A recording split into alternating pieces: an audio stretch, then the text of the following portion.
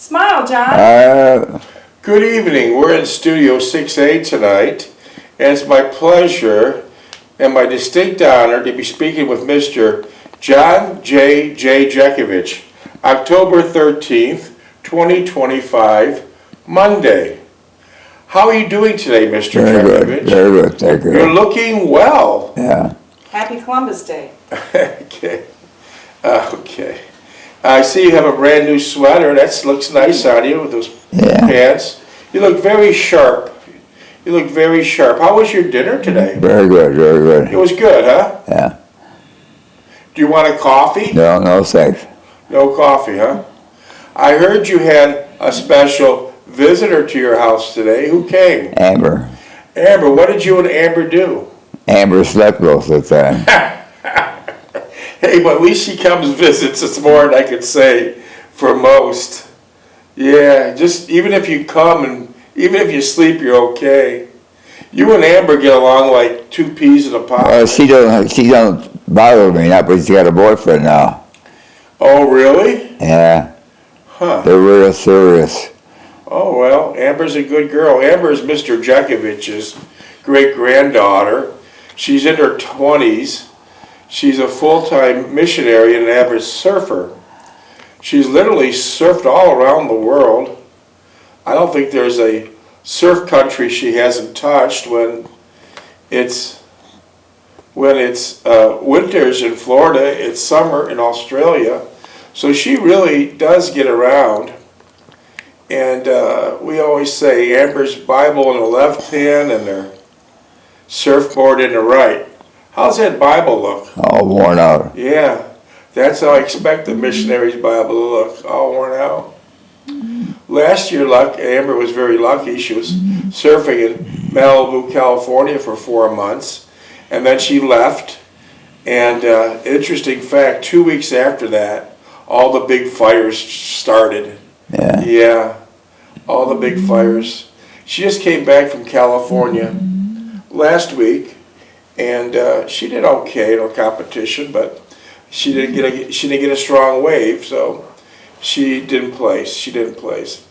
So that's who visits Mr. Jeckovich's home that often. It's Amber Nicole Jeckovich. She's a really nice young girl, and refreshes my ideas of young people. It truly does. Yeah. What else did you two do today? What else did you two do today? Well, rain all day. Oh, yeah. Mr. Jeckovich was from Company H, the 2nd Battalion of the 291st Regiment of the 75th Infantry Division of the U.S. Army during World War II. Mr. Jeckovich lives by the motto, yesterday is history, tomorrow is a mystery, and today is a gift, right? Yeah. Today is a gift. Well, we have a lot of text questions and emails about your life and experience growing up in Niagara Falls, New York. Would you like to share them with you? Yeah. So, Mr. Jeckovich, I was told that you were born in a house on October 17th, 1925 on 13th Street. Yeah. You did. And what was right next to that house? With a brewery. A brewery, a bar, yeah. Yeah. So you really couldn't open your windows. Yeah. Cigarette smoke, beer smell. But you were born inside the house, and from there, you went over to Eli Avenue, right? No, we skipped. We went someplace else before that. 13th Street. 13th Street, then to Eli. Yeah. Okay. And then a wonderful realtor and / builder gave your mom and dad a great chance, a great opportunity. They believed in them. His name was Mr. Belden? Say again? The man who financed the house. Belden. What's that? Belden. Belden. And he gave your mom and dad a great opportunity. They put down a small deposit, and you made the monthly payments each month. Where was that house located? My house on Orleans Avenue. 3063, right? Yeah. And that was the first house that had what? A bathtub. A bathtub where it should be in the bathroom. They were bathtub in the bathroom. Yeah. Where were they at the other places? Kitchen. Kitchen. So that was a great opportunity. And every month you'd go to Mr. Belvin's house with about $46.21 to pay the mortgage, right? Yeah. That was good. Yeah. That was good. And you guys had great pride and ownership. Your mother was happy. Your father was happy. Your sister Sally was happy. Your brother Steve and Louie were happy. It was a fresh start, a pride of ownership, right? Yeah. You guys had a nice time on Orleans Avenue, didn't you? Yeah, yeah. Mr. Jeckovich's father's name was Marion Jeckovich. He came from a very rough section in Russia, came through Ellis Island, came the right way. Every I was dotted, every T was crossed. And he settled into Niagara Falls, New York. Yeah. And he was a hard-working man trying to give his family, a better life. And he basically, with a lot of other immigrants, built New York brick by brick by brick, board by board by board. They're hard-working people, right? Yeah. They're hard-working people. They worked hard, not to be confused with the immigrants today that simply work the system. Yeah. Right? And then your mother, her name was Anna Targis Jeckovich, Yeah. and she was from Poland. Yeah. She was from Poland. And your father had a rule. Inside that house on Orleans Avenue, he said, this is what we do. And what did you do? We speak English. We don't speak Russian. We don't speak Polish. We speak English. Yes. His father, Marion Jeckovich, had a hard and fast rule. We don't speak Russian here. We don't speak Polish. We love the United States. This is our country now. We speak their language. Our past is the past. We love and respect the United States. So they only spoke English. And that's probably why you don't have an accent today. Yeah. Yeah. Yeah. Yeah, the whole family of his was very excited. They had a break. Mr. Melvin financed the house for them. And then, change came. His father, working his third job that night, died of a massive heart attack. Mr. Jeckovich was only an 11-year-old boy. And then the Niagara Falls police come knocking on your door, and what did they say? He said you take you to the hospital, your father got hurt. They said, I'll take you to the hospital, your father got hurt. So they drove you to Memorial Hospital. Yeah. Did you sit in the back or front seat? Back seat. And then they dropped you off, and you went to the information desk. Were you tall enough at that time to look over the information desk? Say again? At 11 years old, you're still a young boy.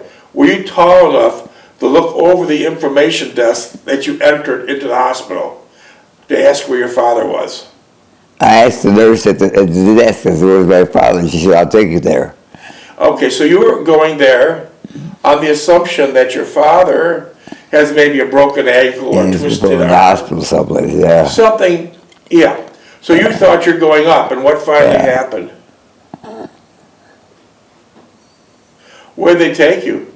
Take me downstairs to the morgue. In the morgue, and what did you see?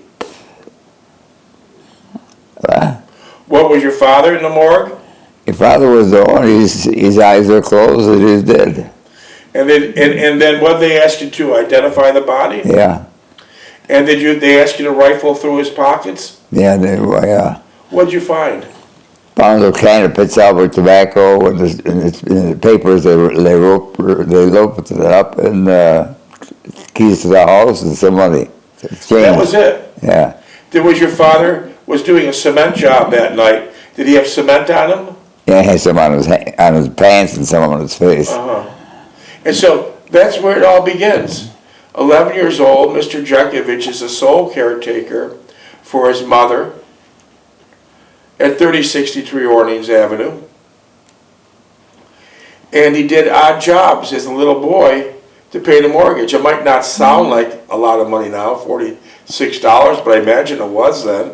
He did shoveling snow, cutting grass, delivering newspapers. Yeah. What kind of newspapers? G.S. Wyszynski, Polish newspaper. And how many were on your route? 150. Yeah. And so he did all these little odd jobs to make sure that mortgage was paid every month, and it was. They finally paid it off, and they got a satisfaction of the note. And when Mr. Jeckovich was drafted into World War II as a teenage boy, he had all his allotment go to his mom so she could continue, so the payments they get behind. How'd you deliver all those newspapers? On my bike. What kind of bike? Schwinn. Black Knight. Wow, yeah. Is that the kind of bike that has like a tank and buttons for the horn? Yeah. That's a beauty. How'd you, now I'm just curious now, how'd you ride that bike during the winter? Look for the dry spots. Look for the dry spots. Holy hell. Did your mother subscribe to the paper? Yeah. He looks for the obituary. She just did what? Look for the obituary. She just read the obituaries. So he had 150-something Polish customers. And I know Polish people are good cooks. Did it smell really nice when you delivered? Some places. And what did the others smell like? That didn't smell too good. Not too good. I don't know what they were cooking.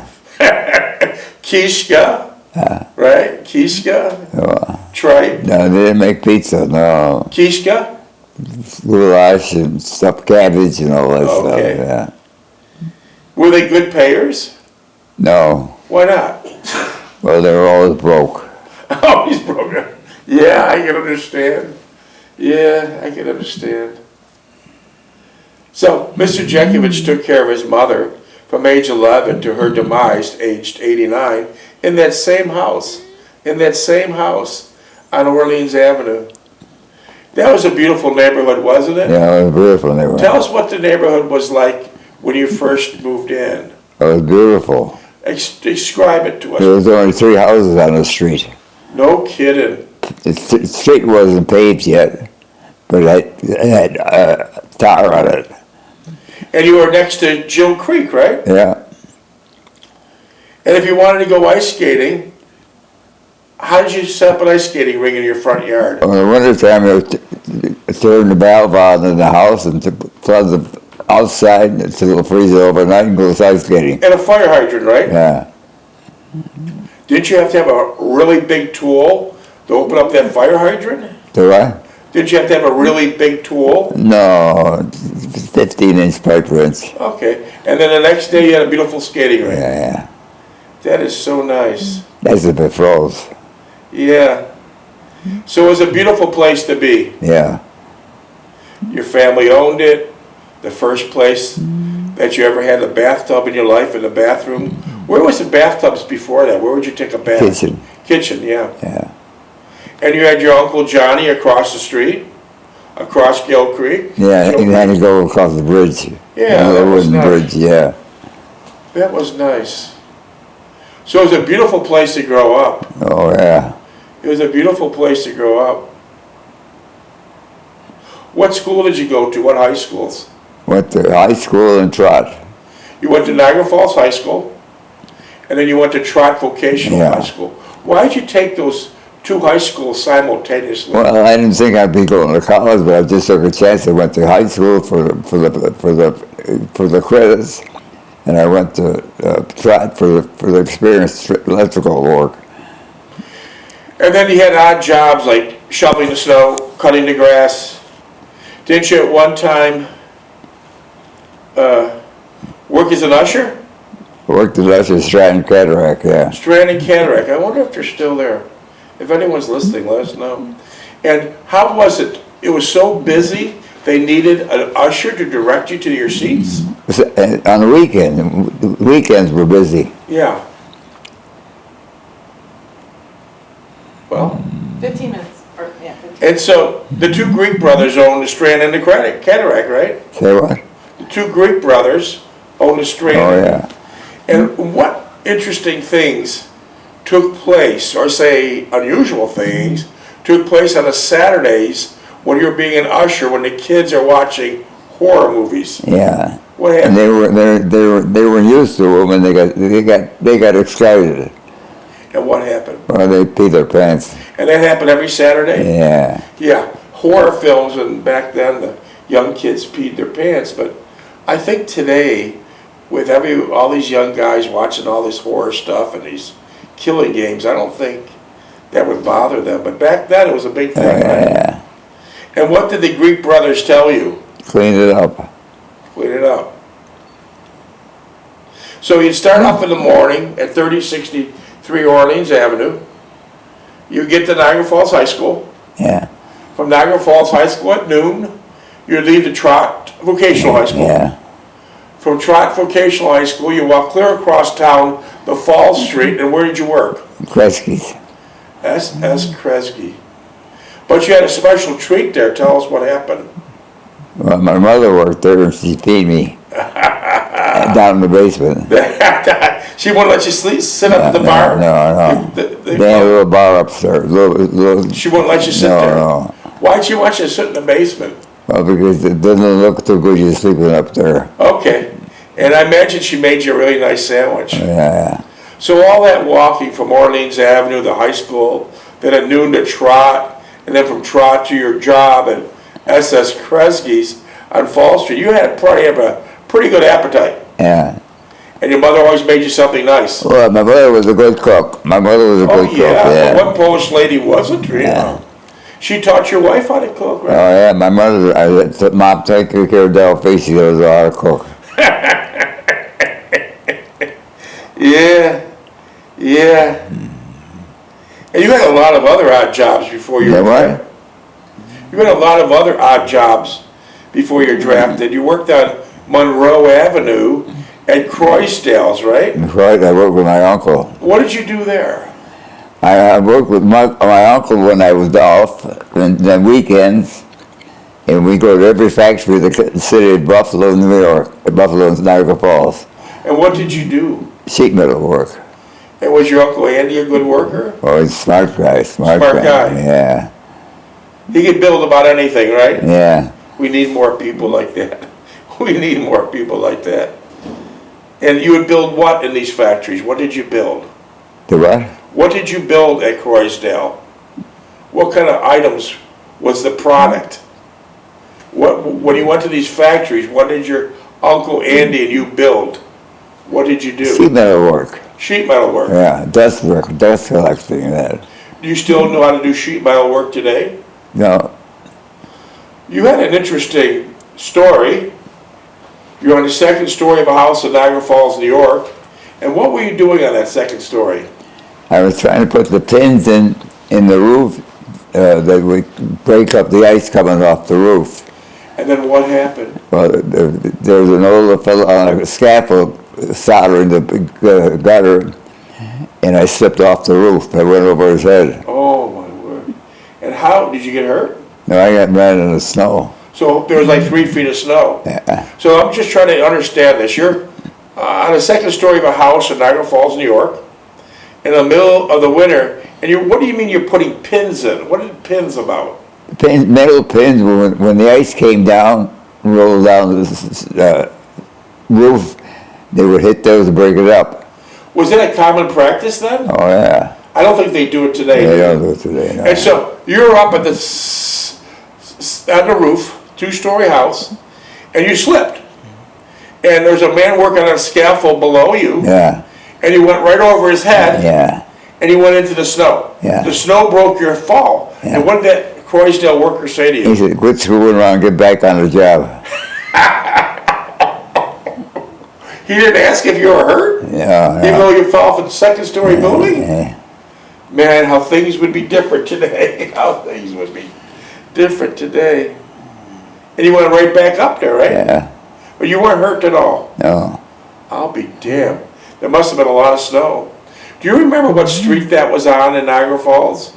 That was on Orleans Avenue. Oh, yeah. So you worked all over, yeah? Yeah. Was Croisdale's a nice company to work for? Yeah, he was nice, but loud, but he's good. What do you mean by loud? And we talked loud, and he depended on my uncle. Do you think he had like A hearing problem or something? No. He just talked loud. Yeah. Where do you think he was from? You think he was from Germany? Germany, yeah. He was German, yeah, he was German. Do you think he counted on your Uncle Andy, right? Huh? He counted on your Uncle Andy, right? He depended on him. You depended on him. Yeah. When was the last time you seen your Uncle Andy? Sitting on the grass near Jill Creek. And what was he doing there? Just sitting there on the grass. I wanted to go over, I didn't go over. You didn't go over. You regret it today? Yeah, Yeah. Uncle Andy is your mother's brother, yeah. right? Did they get along okay? Oh yeah, well, mother and brother, you know, that is. A little bit back and forth. Yeah, So you worked many a job, and it was a beautiful city. A beautiful city. A beautiful way to grow up. Yeah. And then everything started to change. You're on Jill Creek on December 7th, 1941. What happened? What? December 7th, 1941. Pearl Harbor. Pearl Harbor. And you were on there. What were you doing on Jill Creek at that date? I was ice skating. And then who came over? My mother came over and said, I guess you'll be leaving us pretty soon. Yeah. And your mother was right. Yeah. Your brother enlisted, and things were much different then. Your brother enlisted, and he never left New York State. He taught young cadets how to drive a Jeep. Yeah. Did he have some great talent? No, he hit a fire harder than one time. I guess Uncle Sam thought that was good enough. So he enlisted, and he got a really easy job. You didn't enlist, how come? I enlist. You didn't enlist, how come? I stayed with my mother. Okay, let me clarify this. You didn't enlist, you waited to get drafted so you could spend more time with your mother. Yeah. But when the draft notice came, how did the draft notice come? Western Union. Western Union. And then, and during World War II, it's different now, you're guaranteed to go, by being drafted, you're guaranteed to go to frontline combat. Guaranteed. And that's where you went. That's not true, no. They put you where they do want you. And how'd you end up in frontline combat? When they were short, the casualties were high. What? Casualties were high. So you had to go. Yeah. And what did you do? What type of position did you have? What type of position did you have in What do you mean position? the infantry? What was your weapon? I was a recruit. And you had a heavy duty machine gun. Yeah. I was in heavy weapons. Heavy weapons. 30 caliber machine gun. Water cooled. Water cooled, and you had to add antifreeze to it Yeah. during the winter, right? Yeah. Mr. Jeckovich fought in the Battle of Bulge, held Bastogne, and later helped with thousands of other Army soldiers liberate the concentration camps. What happens if you touch that barrel of that machine gun? We burn your hand. 6.5. How bad? Down the bone. Wow.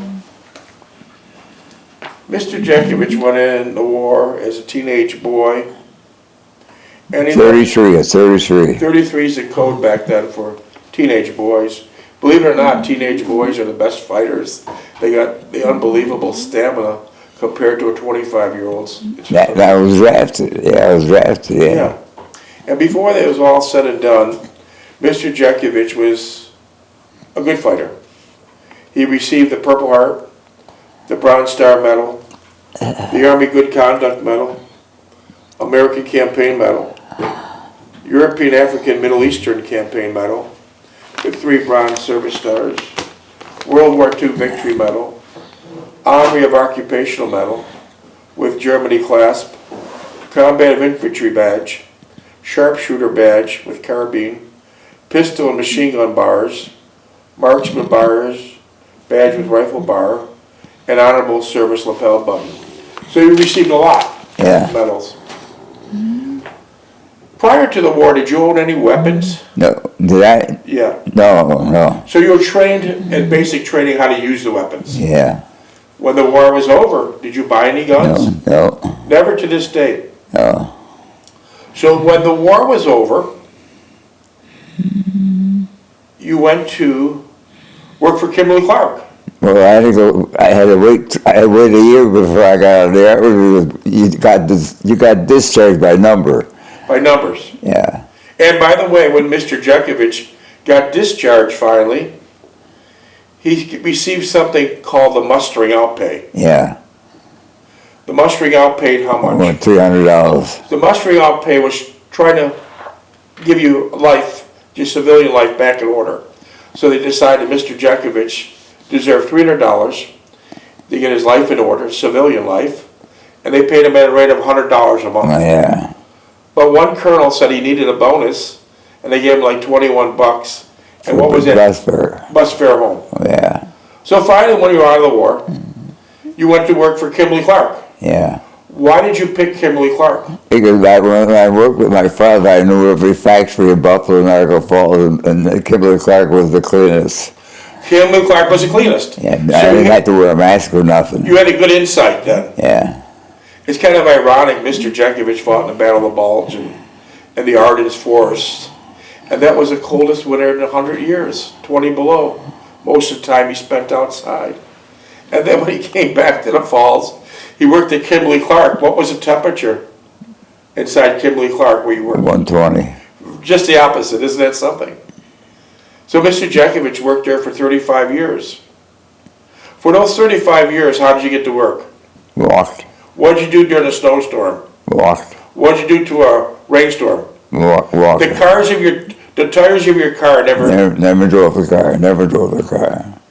And during that time, Mr. Jeckovich met a beautiful young lady named Delphine Stulak Yeah. at a dance in Buffalo. Yeah. And then when you got married, you proposed to her in the Roman Catholic Basilica, I believe it was in Tonawanda, New York. Yeah. And she accepted, and you walked up to the altar with your fiance, and you said a prayer for a long and happy marriage. Yeah. Was that prayer answered? Yeah. Yeah. 60, how many years? 69 years. There you go. Can I have a minute count, please? And so you worked at Kimberly Clark for 35 years after the service, but that still wasn't enough. You held a lot of other jobs. 2 minutes and 20 seconds. Yeah, I always had odd jobs. Yeah. You had- Wallpapering and Wallpapering, I drove a truck. I drove a four-wheel drive. I plowed for it in wintertime. you snowplowed, Yeah. you built all kinds of nice woodwork. You're handy with Yeah. woodwork for your neighbors. Yeah. What kind of businesses did you snowplow for? Funeral homes, restaurants, residential too. And then you put together on 2nd Street and Niagara Street a laundromat. Put a laundromat. What was it called? Duplex Iron Wash. And how long did you run the laundromat for? 18 years. They were nice people, weren't they? Yeah. Tell us about your customers. The customers were poor, but they were real congenial, loving, and that they didn't upset anything. They didn't tear anything apart. They were real careful what they used the washes for. They didn't soap them up or nothing. Good people. Like this. Minute 10. So they're good, honorable people. Yeah. Mr. Jeckovich, you said you blinked your eyes at 20 and now you're 100. Yeah. Wow, is that true? Yeah. Where the Well, hell did 80 years go? yeah, good question. So if you had to do it all over again, you never would leave, you would keep Niagara Falls just the way it was, right? Oh yeah. It was beautiful. Yeah. You had nice Christmases there. Oh You yeah. had nice friends. You had good family. Yeah. It was a nice atmosphere. Yeah. And then when you went to laundromat, at night you would hear the roar of the falls. Oh yeah. How much yeah. better could that be? Minutes? 40 seconds. And when you went home at 2 or 3 in the morning after you closed up, counted your money at the laundromat, some of those nights you could still hear the falls, right? The what? Some of the nights on Orleans Avenue, 2 or 3 in the morning, you could still hear some of the falls, right? Oh yeah. Yeah. What a beautiful situation. 20 seconds. You had a beautiful time in Niagara Falls, right? Yeah. And a lot of immigrants went to Niagara Falls in Yeah. Buffalo. Yeah. That was dropping sport for most of the people right there. Yeah. Well, you there at the right time. That was beautiful, wasn't it? Yeah. All we'll pick this up again Got tomorrow. another one in the books. All right. I texted